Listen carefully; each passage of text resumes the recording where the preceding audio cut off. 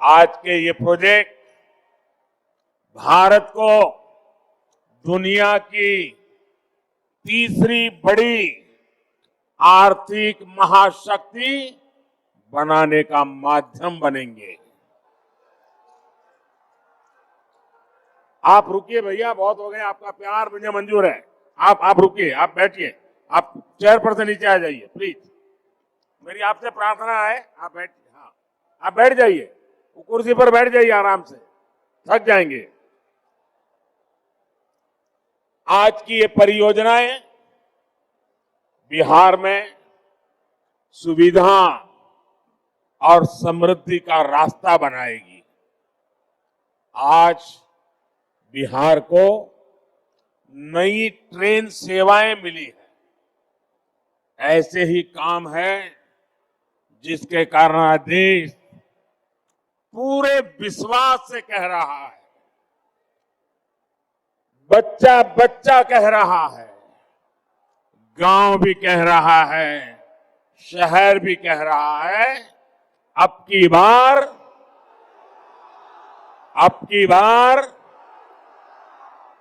बार NDA सरकार 400 पार। साथियों, 2014 में जब आपने एनडीए को सेवा का अवसर दिया, तब मैं कहता था कि पूर्वी भारत का तेज विकास ये हमारी प्राथमिकता है। इतिहास गवाह रहा है, जब जब बिहार और ये पूर्वी भारत समृद्ध रहा है, तब तब भारत भी सशक्त रहा है। जब बिहार में स्थितियां खराब हुई तो देश पर भी इसका बहुत बुरा असर पड़ा। इसलिए मैं बेगूसराय से पूरे बिहार की जनता को कहता हूं, बिहार विकसित होगा तो देश भी विकसित होगा। बिहार के मेरे भाई बहन, आप मुझे बहुत अच्छी तरह जानते हैं और जब आपके बीच आया हूं तो मैं दोहराना चाहता हूं, ये वादा नहीं है, ये संकल्प है, ये मिशन है। आज जो ये प्रोजेक्ट बिहार को मिले हैं, देश को मिले हैं, वो इसी दिशा में बहुत बड़ा कदम है। इनमें से अधिकतर पेट्रोलियम से जुड़े हैं, फर्टिलाइजर से जुड़े हैं, रेलवे से जुड़े हैं, ऊर्जा, उर्वरक और कनेक्टिविटी, यही तो विकास का आधार है। खेती हो या फिर उद्योग, सब कुछ इन्हीं पर निर्भर करता है। और जब इन पर तेजी से काम चलता है, तब स्वाभाविक है रोजगार के अवसर भी बढ़ते हैं, रोजगार भी मिलता है। आप याद कीजिए, बरौनी का जो खाद कारखाना बंद पड़ चुका था, मैंने उसे फिर से चालू करने की गारंटी दी थी। आपके आशीर्वाद से मोदी ने वो गारंटी पूरी कर दी।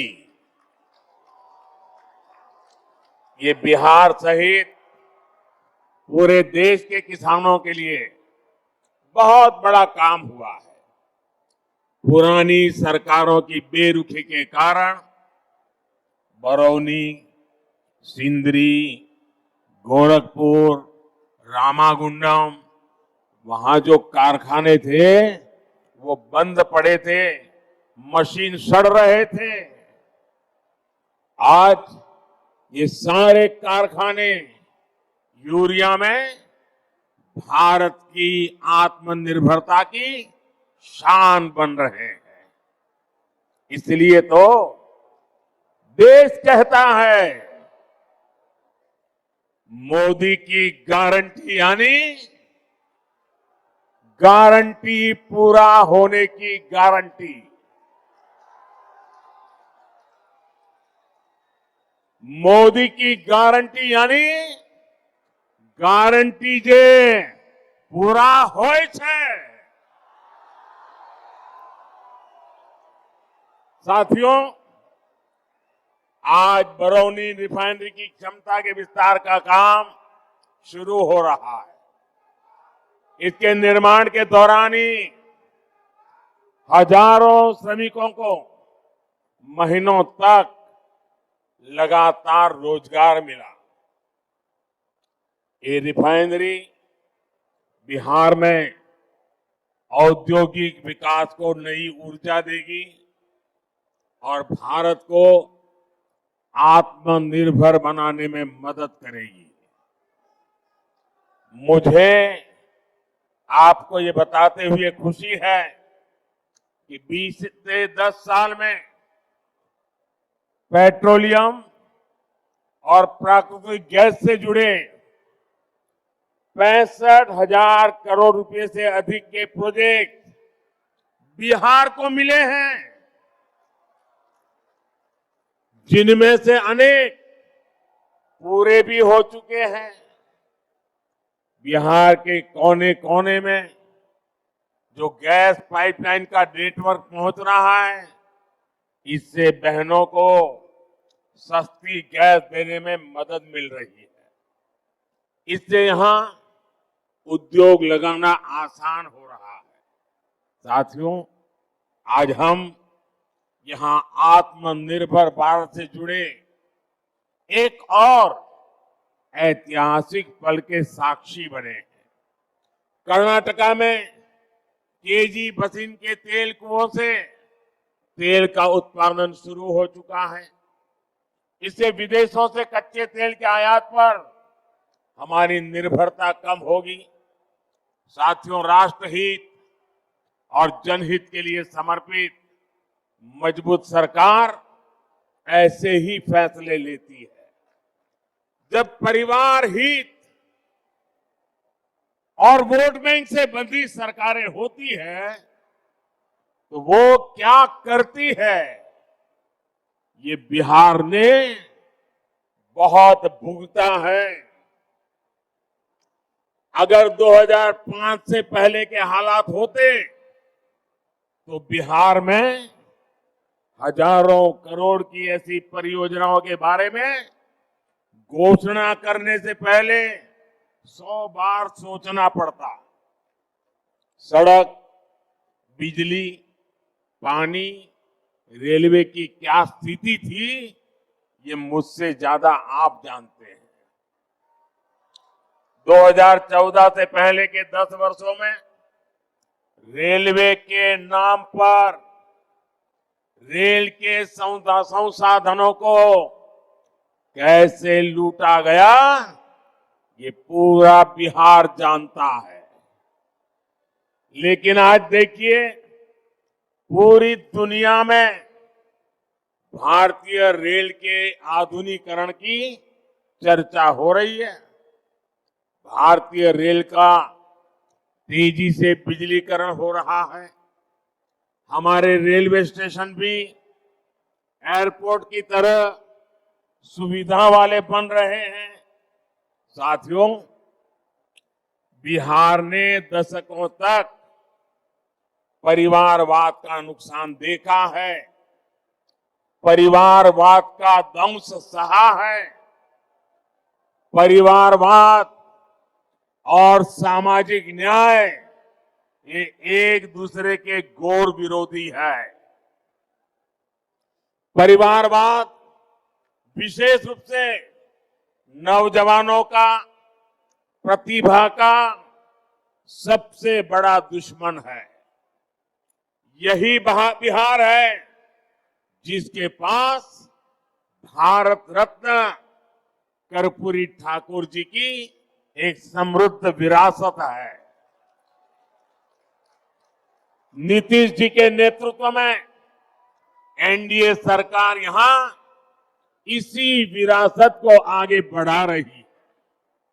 वहीं दूसरी तरफ आरजेडी कांग्रेस की घोर परिवारवादी कुरीति है। आरजेडी कांग्रेस के लोग अपने परिवारवाद और भ्रष्टाचार को उचित ठहराने के लिए दलित, वंचित, पिछड़ों को ढाल बनाते हैं। ये सामाजिक न्याय नहीं, बल्कि समाज के साथ विश्वासघात है। ये सामाजिक न्याय न है, समाज का साथ विश्वासघात है। वरना क्या कारण है कि सिर्फ एक ही परिवार का सशक्तिकरण हुआ और समाज के बाकी परिवार पीछे रह गए। इस तरह यहां एक परिवार के लिए युवाओं को नौकरी के नाम पर उनकी जमीनों पर कब्जा किया गया, ये भी देश ने देखा है। साथियों, सच्चा सामाजिक न्याय सेचुरेशन से आता है। सच्चा सामाजिक न्याय तुष्टीकरण से नहीं, संतुष्टीकरण से आता है।